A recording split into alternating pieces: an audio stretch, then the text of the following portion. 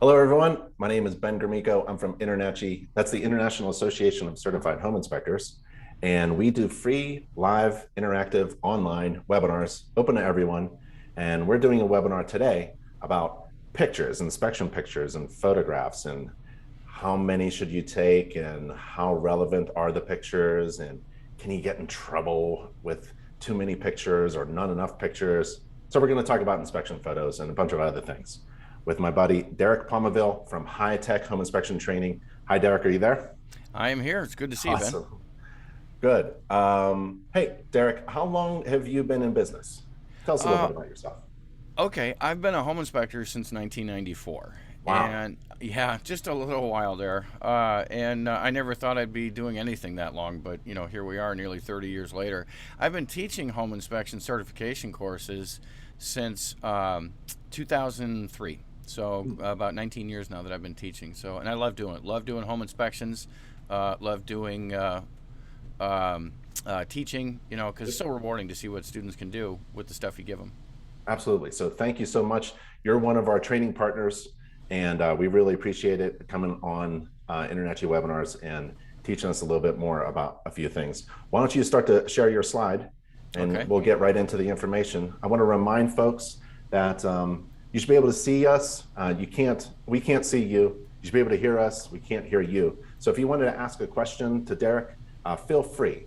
I'd love it if you use the Q&A feature. There's a chat feature, but there's a Q&A feature, and if you have a really good question, we'll get to it at the end of the presentation. Unless it's critically important, I'll interrupt Derik. But you can also upvote really good questions if you'd like. So feel free to ask questions during the presentation with Derik and I, and it'll be about 45 minutes or so. We'll go no more than an hour so that you guys can do home inspections and make money. So Derik, I see your slide is up. Inspection photos, protection and apparel. Please take it away. Well, thanks. Really appreciate it. And, a couple of things, that I want to start off with when we get into this is that I want to start just quickly with a brief overview of what we're going to be covering today. So basically, we're going to talk about how are home inspectors, taking photos and what are they using them for. Then we'll get into the various perceptions that a lot of people have about photographs, and everybody sees things differently, and we're going to talk about that. We're also going to talk about perceptions that really matter, and I don't mean that nobody's perception matters. I mean there are some that matter a little bit more than others depending on what stage of that process you're in with the client. We'll talk about pros and cons. We'll talk about how photos can help our business and how photographs can hurt our business, and then I'm going to make some pretty strong recommendations at the end. Okay, and the thing is, they're just recommendations. I'm not here to criticize anybody or the way anybody does business. Because for years, I've been taking photographs the way I take them because I was taught a certain way to do it. And through the years, I've learned through that whole trial and error process and constant discussion with my agents how photographs are useful for everyone. But like many other areas of my business, there are home inspectors out there doing things differently than me. And especially when it comes to the number of photographs taken in their reports. So, like I said, I'm not here to criticize anybody for their opinion or their personal history, because I know that as home inspectors, we have pretty strong opinions, and that's perfectly okay. But there's a lot of opinions out there about how intelligent taking hundreds of photos on every inspection is, and there's not much information out there talking about anything else. So when I say that, I mean I'm talking about internet, I'm talking about websites, I'm talking about videos. Seems like everyone's promoting take hundreds and hundreds of photos. So we'll be discussing what I found to be the three basic opinions for how many pictures should be taken on a home inspection. Then we'll talk about how others see those pictures after we've released the report to the client. And from there, we'll be able to talk about the perceptions that really matter when the waste collides with the rotary oscillator, attorneys and judges. What are their perceptions? And this is where I'll present to you, Ben, and the InterNACHI members that are watching today, a very compelling case for how we can probably streamline our services a little bit, provide some top-notch services, best practices to the clients, and yet still protect ourselves from those frivolous claims and lawsuits that we hear so much about. Does that sound good? Awesome. All right. Sounds real good, Derik. Thanks. All right, cool. Well, let's get started then. So, the history. I know I don't have to go into too much detail about this because when home inspectors get together, we compare notes all the time. I think it's safe to say that we can basically put most home inspectors into one of three basic categories when it comes to taking photos in the report. And we're not talking about how we use the photos just yet, just how many we take. And it's been my experience when talking to other home inspectors that some folks are out there taking more than 400 photos in every inspection. And some guys use every photo, some of them don't.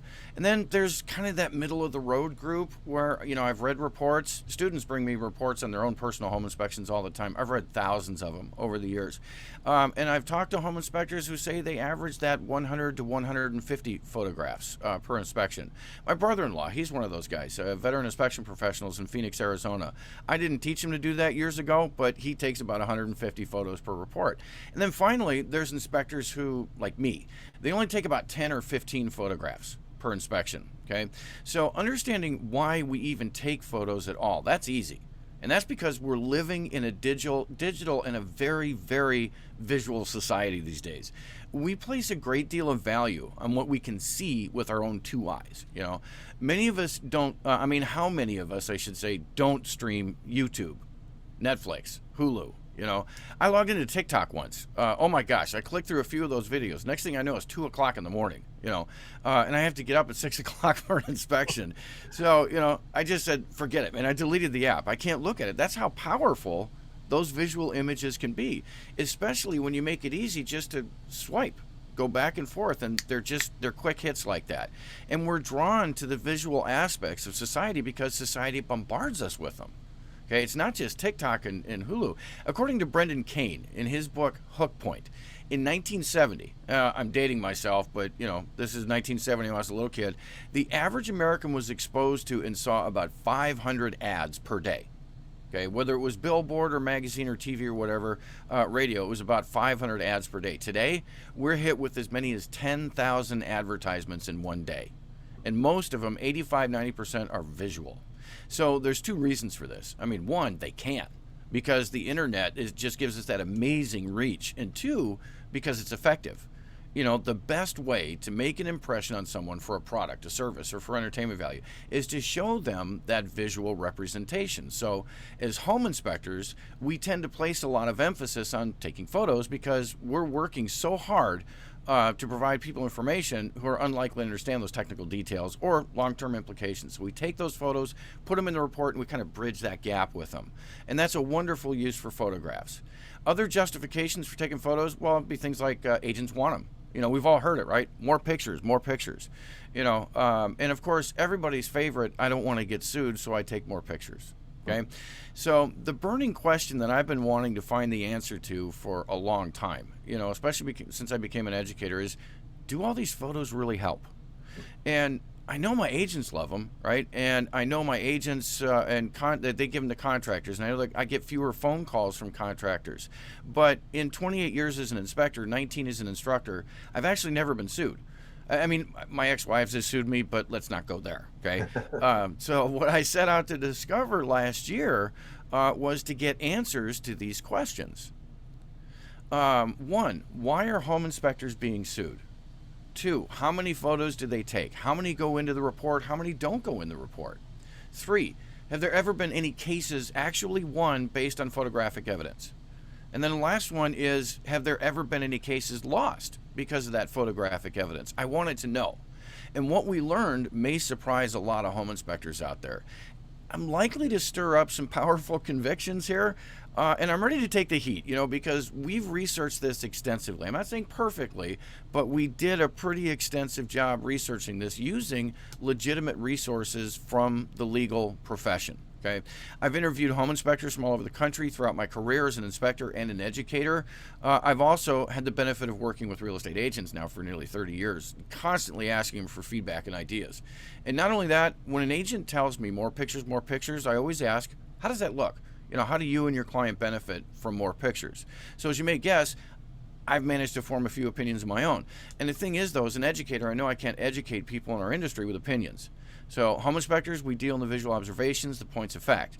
So over the last several months, what my wife and I have been doing is researching this topic, looking for answers to these questions so that we could find a platform to share them with home inspectors, give some real food for thought.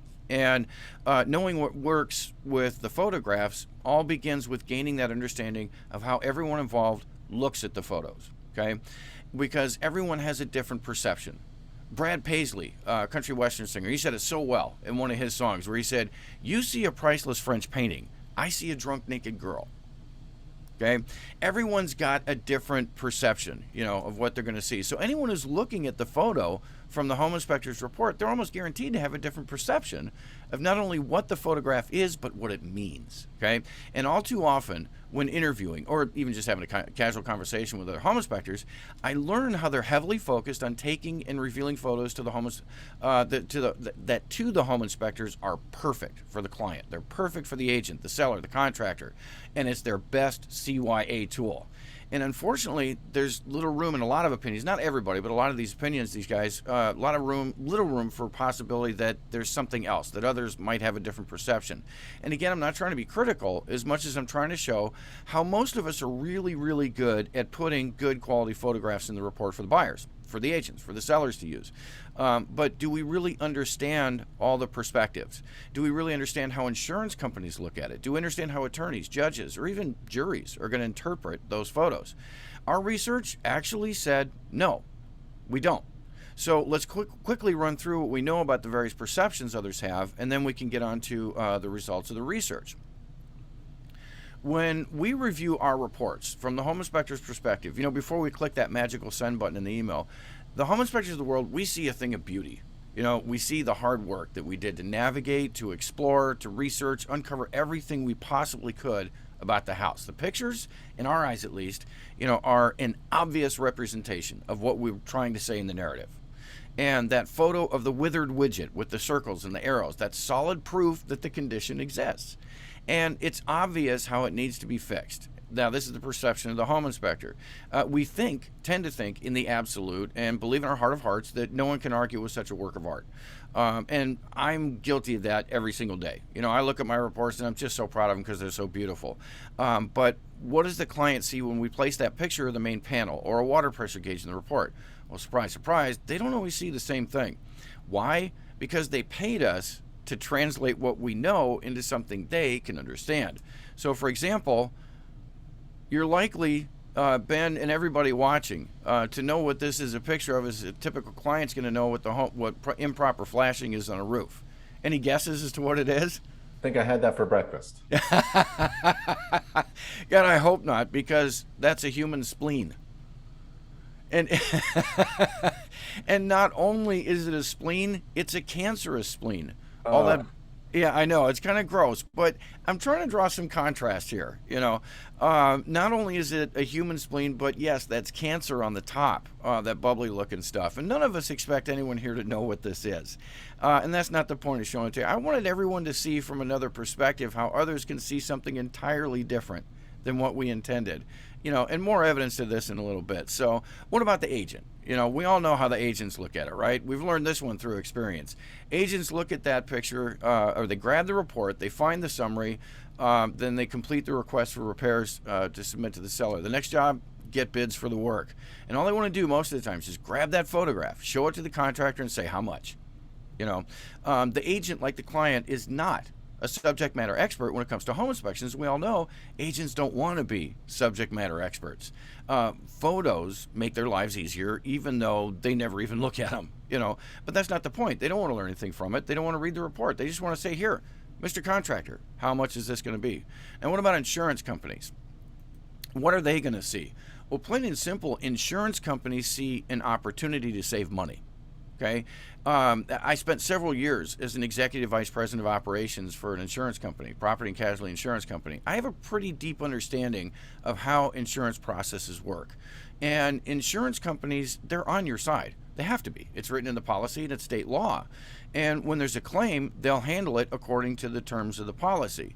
A lot of us tend to have that perception insurance companies are out to get us. They're really not. I mean, they are on our side, but they are about saving money. because insurance companies, just like us, they're in business to make money. So once we turn it over to them, they can handle it any way they want, okay? And they don't have to involve us. And that's why I love a lot of the services offered by a lot of home inspectors, errors, and emission insurance companies, like the pre-claims assistance, where they can help diffuse a lot of these complaints before they become a lawsuit, before they become a big claim. Those are great services to have at our fingertips. But once they have it as an official claim, there's little consideration for who's right or wrong, okay? And it becomes more about how cheaply they can resolve the issue.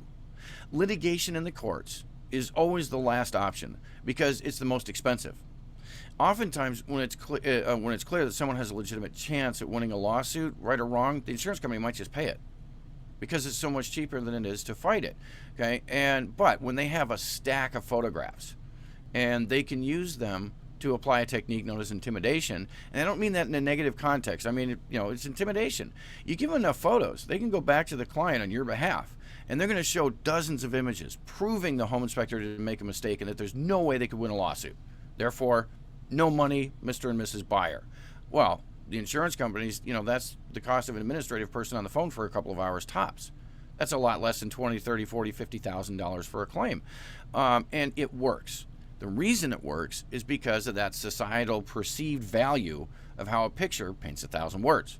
The question is, what words? So what about people going to court? Okay, and this is where, we really get in the meat and potatoes of what we research. How do the people in the legal world see our photos? I mean, surely, there's got to be enough people, didn't mean to do that. Surely there's got to be enough intelligent people in the legal world to be able to look at our photos and they're capable of seeing what we want them to see, right? Not necessarily. See, in the legal profession, it's the attorney's job to interpret the photos and then do something with them. And once they open up your report, they may as well be looking at a report full of cancerous spleen pictures, because they have neither the desire nor the time to become subject matter experts on home inspections, just like real estate agents. And furthermore, they know a judge and a jury are likely to see the same gooey looking anatomy, when they walk into court and they start putting pictures into a giant monitor in the courtroom. So the judge wants to know why a cancerous spleen is bad. Okay, that's all he wants to know. He doesn't want to see all these pictures. Just tell me why a cancerous spleen is bad. Okay, so the home inspector's attorney is going to look for the most relevant photo that they can use to tell their story, and then that's the one they're going to use to win the case. Okay, for the other side, well, they want that one picture that shows that a cancerous spleen is bad, it's making a person sick, and it's your fault. Okay, in other words, attorneys want that one picture that will either exonerate you or bury you based on which attorney is looking at the pictures. And what I believe to be true for the last 20 years or so that, I've been putting pictures in my reports is how photos rarely ever see the light of day in the courtroom. And that's based on my insurance experience. Okay. And when they do, they just won't help that much. But again, that was based solely on personal insights and experience in the insurance world, observing legal cases, my job as an executive. But we have to remember how our profession is still very new to the rest of the world. Okay, so maybe photos are more likely to make it into court because, you look at the legal world, they've been around for thousands of years. That industry has literally been evolving since man could write. Okay, home inspections, we've only been around for about 100 years. So as smart, capable, intelligent as we are, home inspectors may not be able to outsmart the legal industry. And it seems like some of us are trying to do that by taking hundreds of photos. Okay, we take them believing they'll provide the evidence everyone needs, so they won't even file a lawsuit. Okay, so after having seen the perspective of judges and attorneys, which is it? Okay, now that we know how everybody sees the pictures, will dozens, if not hundreds of photos make the difference? Or are we really covering our collective and individual backsides with all of the photos? Well, as much as I value my opinion, I'm going to share with you some facts, okay? I'm going to talk to you a little bit about how we did the research. My lovely and talented wife, Becky, she recently graduated from Northwestern University with honors, and she got her Juris Doctorate, so she has her degree in law. And with her knowledge of the law and access to the research, we were actually able to use resources commonly reserved only for attorneys and paralegals. We went through the Lane County Law Library in Eugene, Oregon, and we were able to use a service called Westlaw that accesses all of those databases, called the LexisNexis databases. I'm not sure where they got that name, but it's pretty fancy. And it's basically a combination of over 40,000 databases of legal cases from around the country, both state and federal, for over the last 200 plus years. We searched for cases involving home inspectors, photos, pictures, or photographs. And what we found might surprise some of you. Of course, it might affirm some others too. When we started the research, the last thing we expected was to encounter a lack of legal cases involving home inspectors and photographs, but that's exactly what happened. When we searched for cases with home inspectors and photos, and only one case came back, well, we added the word photograph, then we added picture, and then we tried all three in the plural form. And amazingly enough, while there's no shortage of legal cases involving home inspectors, there just weren't that many to find where a case relied on photographs, and none we could find where a court actually decided the case based on photographic evidence, or even where the photos weighed heavily in the decision. And that was a real surprise. So, as I'm sure you're already guessing, or you've already guessed, I'm sorry, that, we ask ourselves, why? Why is that? Why are these photographs not carrying all that weight? Well, the answers lie in three basic foundational principles and rules in the world of litigation and law. Okay, it's relevance, interpretation, and the federal rules of evidence, and they're used in every court across the United States. Okay, relevance is the first thing an attorney is going to question regarding any evidence, and including the pictures provided by the home inspectors. So it's usually a simple argument too, because unless the evidence is relevant to the exact thing being argued, it will likely be dismissed and never seen or considered by a judge or jury. When a photo is less than perfect, when it isn't clear, and not a perfect exact representation of the condition noted, picture of a leaking hose bib from 15 feet away, for example, then that tiny little water droplet on the end of the hose bib from 15 feet away may as well be a picture of a cancerous spleen.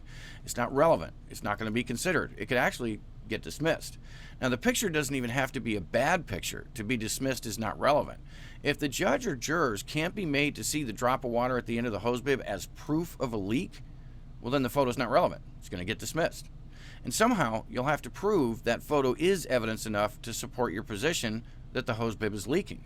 And that's kind of hard to do in a static photograph. So when we interviewed attorneys regarding hypothetical arguments, they shared with us a couple of other arguments that I had to put in here and share with you, that they either have used or they say they would use in court regarding photographic evidence. So for example, if a home inspector would take dozens of photographs of wood rot around the outside of the house and only 2 pictures on the roof, because there's not a whole lot wrong with the roof, an attorney says, well, let's just ask the inspector right in front of the judge and the jury, why weren't they as thorough on the roof as they were at the exterior siding and trim? Okay, now to all of us, well, that's an unfair question. I get it. And it's a simple argument for us because there may not have been as many defects on the roof to talk about. But in litigation, it's not about how many defects on the roof versus the siding. It's about relevance. And if they can damage your credibility, then your photos may still be relevant, but they won't be trusted. They'll be trusted a lot less, and they could actually hurt you. So when home inspectors take a plethora of photos and only put some of them in the report, that's a big one. I know a lot of home inspectors do that. They say, well, I just take a lot of extra photos and I don't put them in the report unless I need them later on down the road. We do it thinking that, we might need it as proof at a later date because we've had that angry phone call in the past. I've been known to do that. I look at something, oh my gosh, I've seen that before. When that happens, oh my gosh, it turns into a big mess. So you take a picture and you just say, well, I'm not going to use it, but I'll hang on to it. Attorneys, they tell us that can be a bad strategy because they can make it look like the home inspector had something to hide because he held on to pictures of the property without sharing them at the time of the inspection. And again, that damages the credibility of the inspector by implying an intent to hide something from the client, and the photos won't be trusted nearly as much. So let's take a look at a couple of rules of evidence too. Now, these rules of evidence always apply and can be used towards submitting evidence or getting it dismissed. One of them is Federal Rule of Evidence 401. Make the existence of fact more or less probable than without the evidence. So basically, what we're saying is that a poorly dressed person, for example, in need of a bath walking down the street is not enough evidence to prove they're in fact homeless. Okay, they could just be having a really bad day. Okay, so that's Federal Rule of Evidence 401. And in the case of De Leon versus Gallagher, first of all, what I want to say is we should remember that these were the only cases we could find. We found literally less than 10 where photographs had anything to do with the outcome. Now, it's not that there's a shortage of lawsuits; they're out there. Just the photographs don't weigh very heavily. So, most of the photos referenced actually in these cases came from the plaintiffs, the clients suing the home inspector. In De Leon versus Gallagher, the home inspector was sued for misrepresentation for missing some significant deficiencies to the structure in the crawl space. So basically, there was an addition that was built on the house improperly, garage beneath, livable space above. And a structural engineer was brought out later and found the roof and the floor structure to be inadequate. In other words, that addition was built improperly.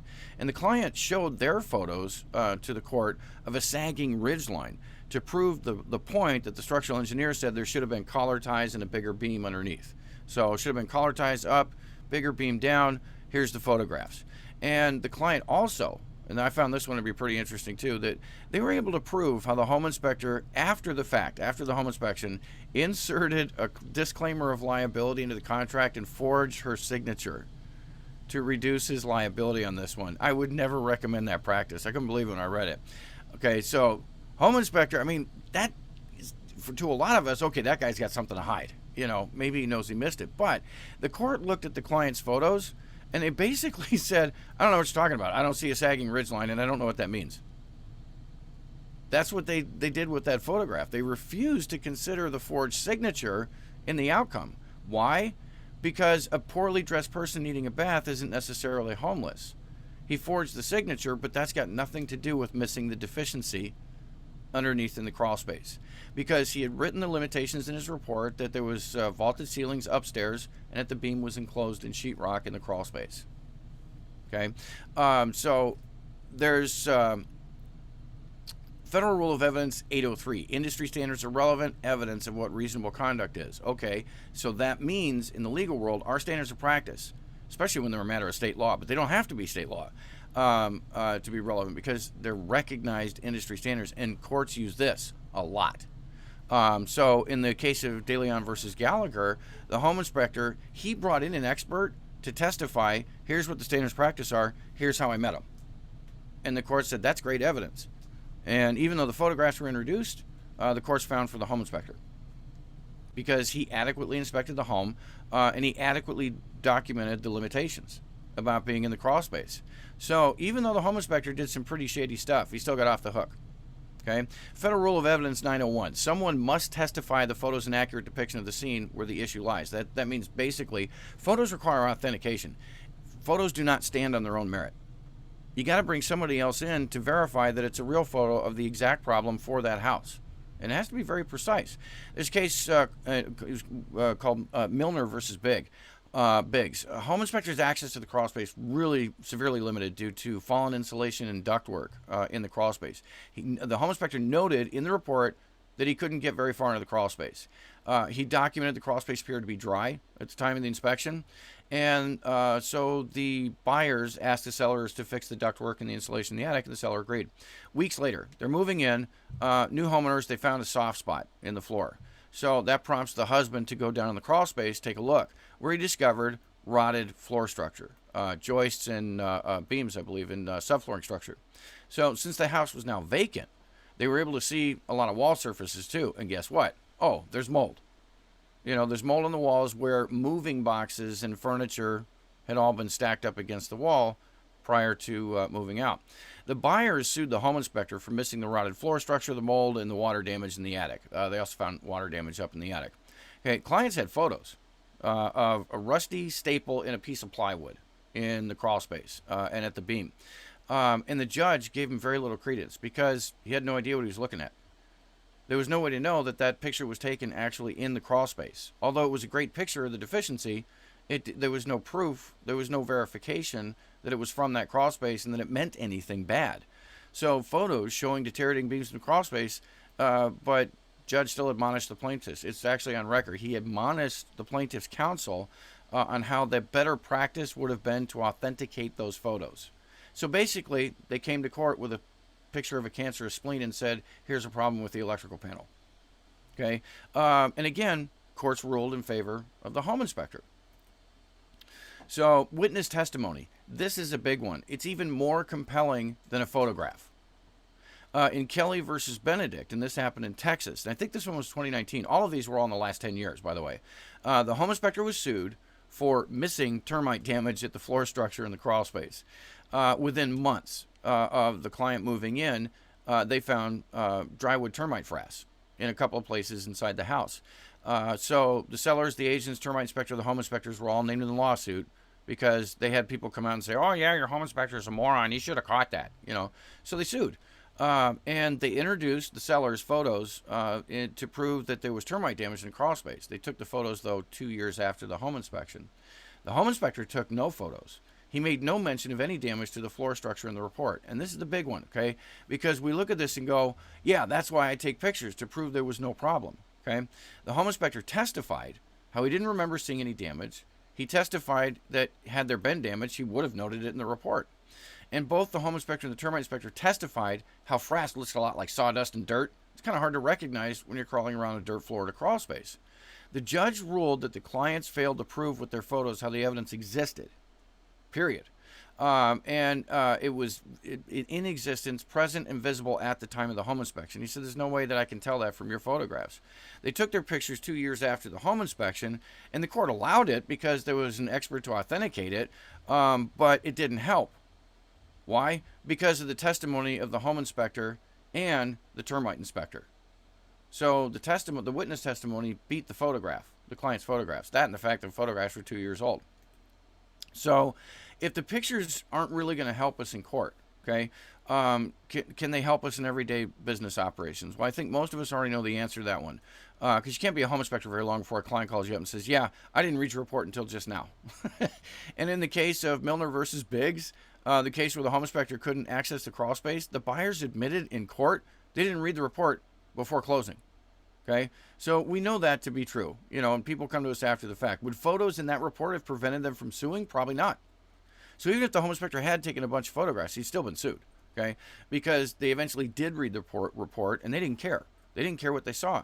And after reading the entire case, I got the feeling the Milners were unreasonable.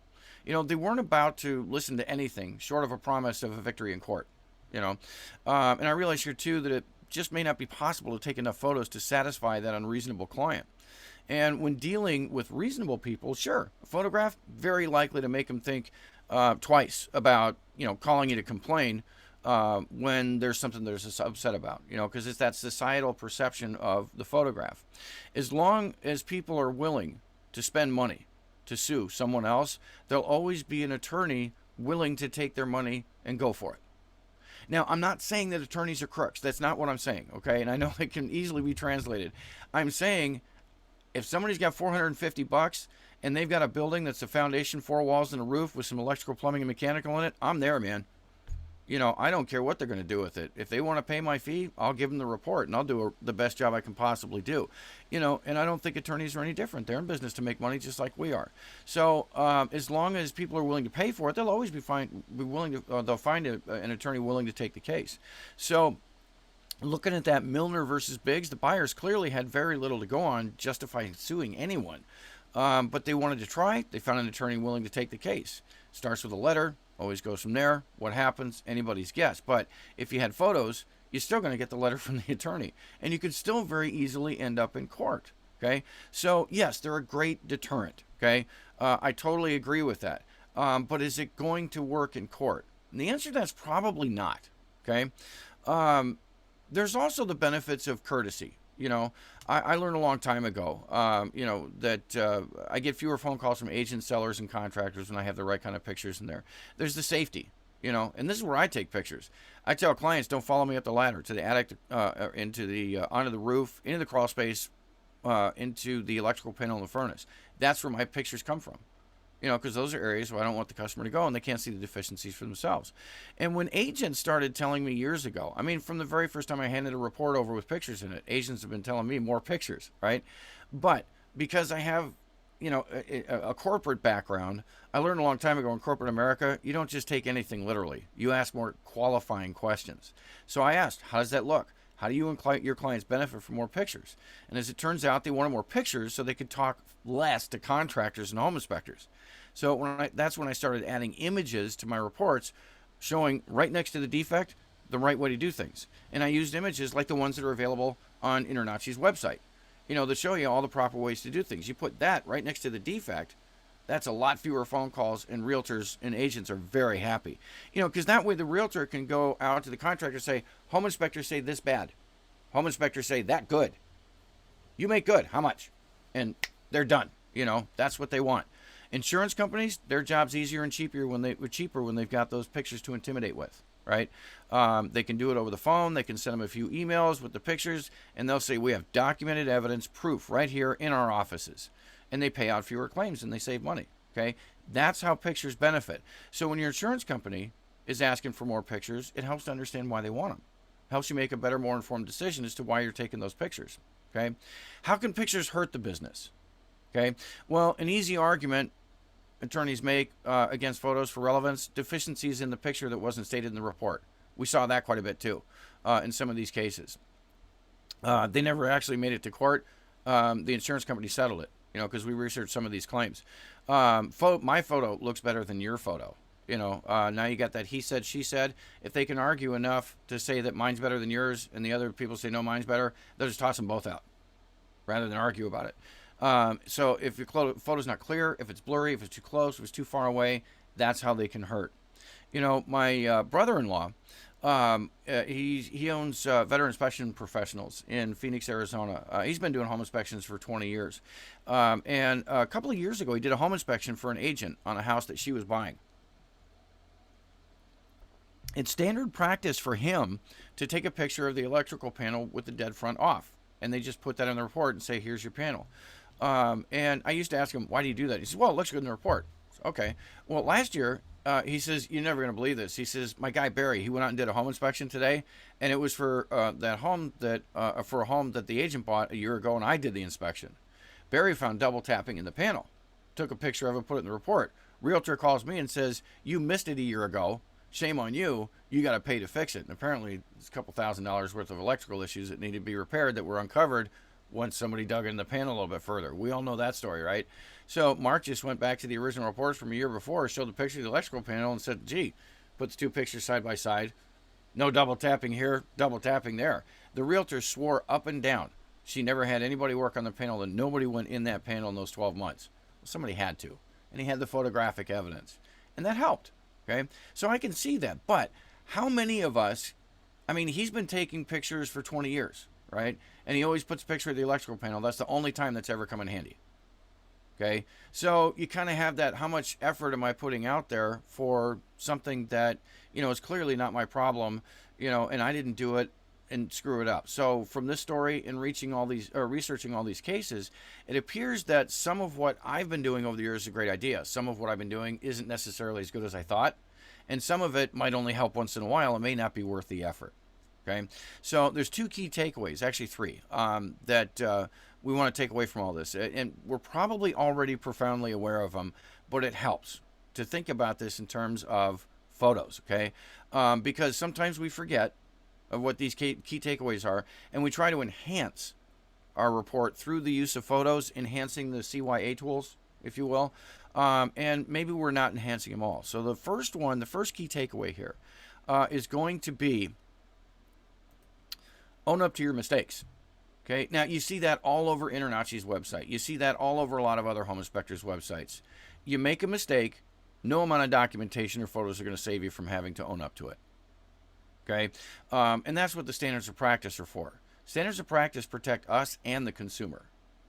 Okay, and they level that playing field so that we're less likely to get unreasonable claims, and when we do, we've got something to back us up. And that's what the standards of practice are for. But if you make a mistake, because we have standards of practice, you can't hide it. Doesn't mean you win, doesn't mean you lose. And I see here in the Q&A, we got a question from Lawrence. He's asking about thermal images. And I think thermal images, we can apply the same rules to. And I'll talk about that in just a second. So I promise to get to that. And forgive me if Lawrence isn't your name and you're using your sister's computer or something, and her name is Lawrence. That's the only name I've got to work with there. So, so you make a mistake, it's going to be readily apparent. 2 + 2 is not 5, but you can see the person wrote it down that way. Pretty tough to argue with that one when it's written down, right? Second key takeaway from this, the burden of proof. It's another reason why photos haven't had much impact on the cases that we found from the last 15 years or so, okay? Even with so many home inspectors taking pictures of limitations in the report, and this is where I want to talk about, it's silly to take pictures of limitations. Okay, now just stay with me here. We take photos to prove everything, or we take photos to prove nothing. Okay, and what I mean by that is we take pictures of every deficiency so we can prove every deficiency that we found. Some of us take photos of every limitation so we can prove we couldn't see or access something. So essentially, from a legal perspective, we're taking pictures of nothing. Okay, keep that in mind as we go through this. Taking pictures of limitations to prove why you didn't do something isn't really necessary, because you don't have to prove that to anyone. When something is not in the report, it's because there was nothing to say. Okay, and otherwise it would have been in the report, kind of like what we talked about in the earlier case where the home inspector said there was nothing in the report because there was nothing to say. Right, the courts are not going to require you and I to prove our innocence in a civil court any more than they do in a civil or a criminal court. Okay, so the burden of proof is on the person suing you, and they have to prove that you did something wrong. Okay, they have to prove you missed it. Okay, we don't have to prove our innocence. The other party must prove our guilt. So remember that when you're taking pictures. You know, am I doing this for burden of proof? Well, the burden isn't on you, so maybe you don't need to take that picture.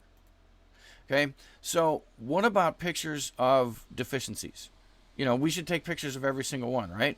Without photos, client can't see the deficiency. They can't possibly know that it exists. Well, some home inspectors we've seen placing, you know, how-to videos on YouTube, stuff like that. You know, they say, some of them even say they take pictures in place of the narrative because they don't write well. So they just take pictures of stuff. Well, I'm here to tell you that without all the documentation and without authentication to back them up, those photos don't mean anything. Okay, and they will be dismissed if you ever get to court because they're not relevant. Remember the cancerous spleen photo, right? So remember when I said how the legal profession's been around and evolving over the last few thousand years? Well, since the written word was invented, man's been putting contracts in writing because it's the best way to prove what was agreed to later on down the road. The written word is so powerful. Men have been hanged for just having signed a document. Let's take that Declaration of Independence, right? For example, the document in its most basic form, you know, you could look at it as just nothing more than a piece of parchment paper with ink that was, you know, they used a bird feather to write it down. Okay, pretty primitive by modern standards, wouldn't you say? But it wasn't the fact that it was parchment paper and ink. Okay, our founding fathers put it in writing to show the king their resolve to have freedom from a tyrannical government. All 56 members of that Continental Congress lost all of their wealth because they signed it. 5 were captured and tortured to get copies of it. I forget how many, I think it was like 6 others that got hanged. Why? Because for thousands of years and to this day, the written word is considered sacred truth until someone can prove otherwise. Taking photos to compensate for a lack of ability to get your point across in writing could turn out to be a disaster. Always back up your photos with documentation. And in every single one of the cases we studied, the home inspector won or lost based on documentation. Every single one of them. Okay? In nearly every case, the written report was referenced multiple times. In nearly every case, the written report was compared to the standards of practice, either whether they were state law or organizational standards of practice. What was written in the report carried more weight. It weighed more heavily in the court's decisions than the photos, every single time. So in that case of Milner versus Biggs, the court compared the unauthenticated pictures from the plaintiffs to the documentation of the home inspector and the standards of practice. They ruled in favor of that home inspector. In both the inspector's report and the standards of practice, documentation is what justified the inspector's lack of ability to inspect the crawl space because of the hanging insulation and ductwork. So I guess this means that the folks who wrote the standards of practice, including organizations like InterNACHI, kind of knew what they were doing when they wrote them. And the states that have adopted them into law, they kind of understand and recognize the importance of them because they're referenced more than any photos we could find mentioned in any of the legal cases. It always came down to documentation. So that's what we've all been doing for decades, you know, and so far nothing's proven to be better than our written report paired with a good standard of care like the InterNACHI standards of practice. Okay, and we have to remember it's kind of a new thing, you know, relatively speaking, 15, 20 years, digital photos in the reports. So what are we recommending? Okay, this is where we kind of put it all together. I'm not an attorney. I can't give you legal advice. All I can do is research. All I can do is study everything I can get my hands on, okay, and share it with you. So nothing I'm saying here is a substitute for legal advice from an attorney, especially when you have a complaint, a claim, or a lawsuit, okay, and of course your insurance company. You know, programs like Joe Ferry's service they're wonderful services. They take the burden off of dealing with these issues. You know, they take on that burden. They write the letters. They respond, and they can really help you out with stuff like this. And I like those services. Okay, and you know, even Joe Ferry says, you know, the documentation, standards of practice. You know, and then he talks about photographs on his website. And as far as recommendations go, I'll tell you what I've learned. Tell you how I'm going to move forward. You know, after having done all this research, because I came into this whole research thing with some preconceived notions. Well, I'm still going to do about 10 to 15 inspection photos. Okay, I'm still going to just take pictures of deficiencies in an area where the customers can't go. Okay, I don't want the client to go on the roof, the attic, the crawl space, etc. And those pictures are useful because the client can't readily see them for themselves. But I'm not going to take pictures of trip hazards and wood rot that they can walk up to and see themselves. It's not relevant because I'm going to document it in the report. I don't think I'll be taking any pictures that I don't intend to put in the report, you know, because that seems to get more people in trouble. And I do this, and I do all of this because I do on-site reports. And to take 450 photographs, I'll never be able to do an on-site report. And if I do, it'll take me all day. You know, so I like being able to do 3 inspections a day. So that's one of the reasons why I limit the photographs that I take. Now, when I get the occasional complaint, I believe the client, is unreasonable, I'll turn it over to the insurance company. I mean, that's what we're obligated to do according to our insurance contract. But not till I've reminded them how everything is clearly documented in the report and suggest that they read it thoroughly. Okay? Since documentation prevails every time, I'm going to focus on continually evaluating, improving my writing methods and my skills to, you know, improve what's actually written in the report so it can't be misinterpreted, misunderstood, or twisted after the fact. I'm going to use photos basically as a courtesy illustration. So I'll be documenting everything to the best of my ability, use the photos as a courtesy illustration, and maybe not try to use it so much as a proactive legal tool. So I'll keep the photos relevant, and I'll keep asking those qualifying questions. Why do you want more? How do you think they should look? You know, how would a photo have helped? And I'll keep that in mind when I'm out there doing the home inspections. Now, how does your client benefit from them? That's always a big one that I ask the realtors. And when we know more about why they need the photos, well, then we can make the photos more useful, more relevant, and be less likely to have them dismissed if we ever go to court. So thank you very much. That's all I've got. And I hope I didn't go too fast or too slow for everybody. That was awesome, Derek. Thank you very much. Thank you. That was really good information, and it gives us a chance to think about what we're actually doing. And you're right, pictures and the words pictures and videos are not in the standards of practice. Right. So they are up to the inspector to provide them. And out of courtesy is a really good idea, a good term when you do something just for courtesy. And Absolutely. They're just supplementary because what is the most important, what's most relevant is what you say and what you write and document. So there was probably one thing I just wanted to make sure everybody knows. Neither Derek or I are attorneys, but we do have an attorney available to InterNACHI members at nachi.org/insurance, and that's Joe Denneler, and he handles dispute resolutions. And I would say visit that page and ask Ben Garrison and Joe Denneler. Do pictures and video help you resolve disputes before they get too far into being a formal complaint? So Wayne, you asked about InterNACHI's experience with photos and support of its inspectors and the buyback guarantee. I would reach out to Ben Garrison and Joe Denneler, and that's I'll put it in the chat. That's at nachi.org/insurance.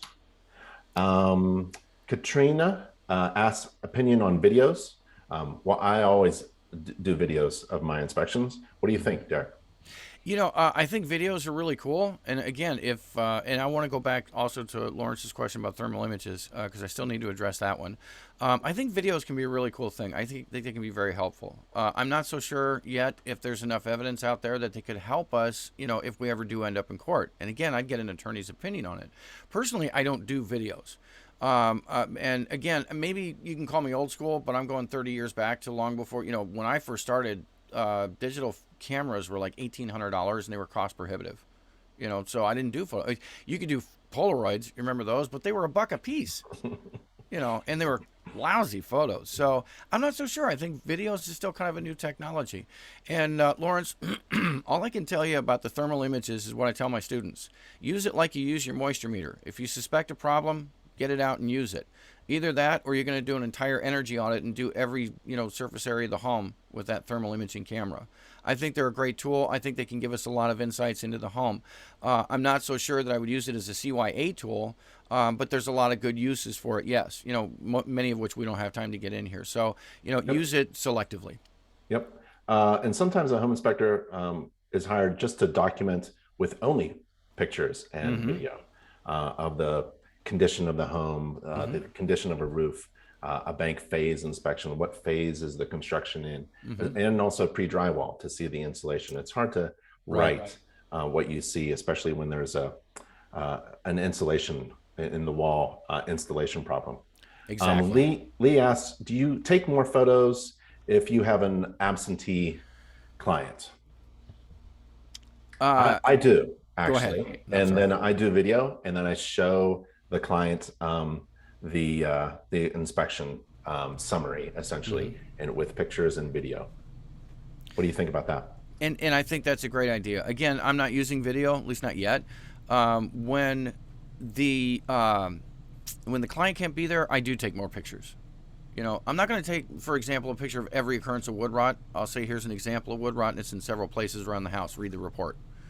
But I'm not going to, just give them 10 or 15 photos either. If they can't be there, they deserve to have more photos.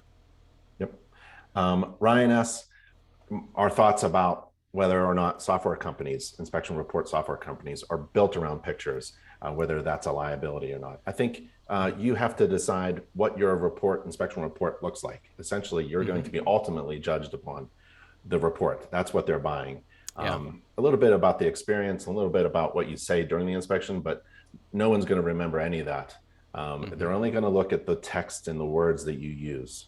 And so you could reach out to your inspection software provider and have that conversation with them about what do they think should be in the report. But your local business attorney, I always recommend this, have one available. Hire them. They're expensive per hour, Mm-hmm. but they can go over everything that you hand over to a client, including the inspection agreement, any resources that you reference, like the standards of practice that Derik has been talking about, and also your inspection reports. Have your local business attorney read over your inspection reports, Mm-hmm. because if you do get into a dispute, that's the one thing that your attorney is going to ask. What did you actually say in the report? And you're both going to read the report eventually. So you might as well read the report together with your attorney. And most of the time, your narratives, your sentences are already written. They're pre-written and you're just selecting them. So it's a good idea to look at your entire narrative library with your local business attorney. What do you think, Derik? I can't. I agree with everything you just said, and I don't want to say anything to that because you did such a good job of answering it. The only thing I'll add is that it's kind of like, why do people install corrugated flexible drain pipes underneath the sink if they're illegal? It's because Home Depot will sell them. So it's kind of like software, right? If home inspectors want more pictures, software developers will build their software around that. And I think when you're reaching out to these software developers, find out, are they a home inspector? Have they done home inspections, and how much feedback have they gotten from home inspectors, and have it reviewed by an attorney for the way they incorporate the pictures in there? I think those are all really good questions. Yes. Well, Derik, it looks like you have a student, Mark. He thanks you. You were an instructor of his in 2019 in Washington, and he enjoyed the class back then. And I remember you, Mark. Thank you very much. I'm glad to see that you attended. It's awesome to see you. Derik, thank you very much. High-tech home inspection training. I appreciate it. Thanks for taking the time out in your busy schedule to teach us during this live webinar, something we should all be thinking about our inspection pictures and our inspection processes. Gives us food for thought. I really appreciate it. Thank you, Ben. It was great to be here. I hope I get to do it again sometime. All right, everybody. See you next time on an InterNACHI webinar. Stay safe and healthy. Bye. Bye bye.